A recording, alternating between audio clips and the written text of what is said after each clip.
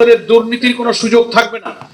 রাষ্ট্রকে, আমলাদেরকে ব্যুরোক্রেসিতে, even civil administration, judiciary প্রত্যেকটি জায়গায় পলিটিসাইজ করা, দলীয়করণ করার কোনো সুযোগ থাকবে না। আইনের শাসন, মানবিকতা, মুক্তিযুদ্ধের যে তিনটি মূল লক্ষ্যের কথা বলা হয়েছে, সাম্য, মানবিক মর্যাদা এবং সামাজিক ন্যায় বিচার।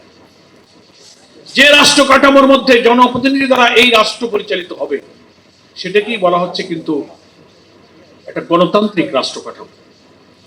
কিন্তু সেটা পথে আজ প্রধান অন্তরায় হয়ে পড়েছে। সদ্য সমাপ্ত জাতীয় নির্বাচনে নির্বাচিত হয়ে যারা ক্ষমতায় এসে বসেছেন, ক্ষমতায় বসলেন, একই দিনে গণভোট, জাতীয় নির্বাচন হলো, একইভাবে সাইমেলটেনিয়াসলি একই দিনে একটা গণভোট হলো। বিস্ময়ের ব্যাপার, সেই গণভোটের পক্ষে এখন যারা ক্ষমতাসীন, বিলম্বে হলেও তারা হাতে ভোট দিতে বললেন। 17ই অক্টোবর আমরা জুলাই সনদে স্বাক্ষর করেছি। নভেম্বরের 13 তারিখে প্রেসিডেন্সিয়াল অর্ডার হয়েছে, সংবিধান সংস্কার আদেশ। নভেম্বরের 25 তারিখে গণভোটের অর্ডিন্যান্স জারি হয়েছে। ফেব্রুয়ারির 12 তারিখে ইলেকশন হয়েছে, একই দিনে দুটো।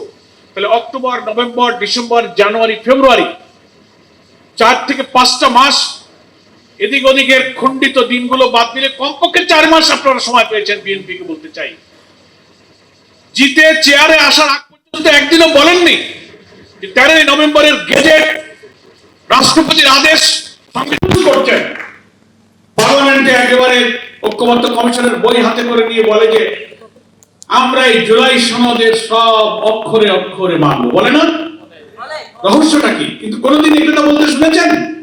আফটার রেফারেন্ডাম কোনোদিন এই কথা বলেনি যে গণভোটে জনগণ যে রায় দিয়েছে, গণভোটের রায় অক্ষরে অক্ষরে মানব, একথা কিন্তু কখনো বলেনি। ফলে গণভোট আর জুলাই সনদকে তারা পার্থক্য করে জনগণের মধ্যে বিভ্রান্তি তৈরি করেছে।